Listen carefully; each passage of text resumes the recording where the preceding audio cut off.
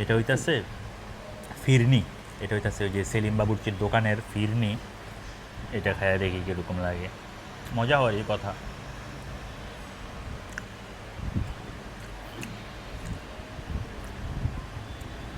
এটা সত্যিই মজা অনেক, এটা খায়া দেখতে পারেন। এই সেলিম বাবুর্চির দোকানে আসলে কদমতলি জনি টাওয়ারের সামনে আসলে এই ফিরনিটা খায়া দেখতে পারেন, ফিরনিটা খুবই সুস্বাদু। আমার কাছে মিষ্টি জিনিস এমনি আমি একটু বেশি পছন্দ করি। এখন এই যে এই খাবারগুলো খাইলাম, তো খাবার খাওয়ার পরে এই ডেজার্ট আইটেমটা কিন্তু খুবই, এটা সুন্নত, নবীজিও খাইতো, এটা সুন্নত। আমারও খুব ভালো লাগে ডেজার্টটা। মজাই।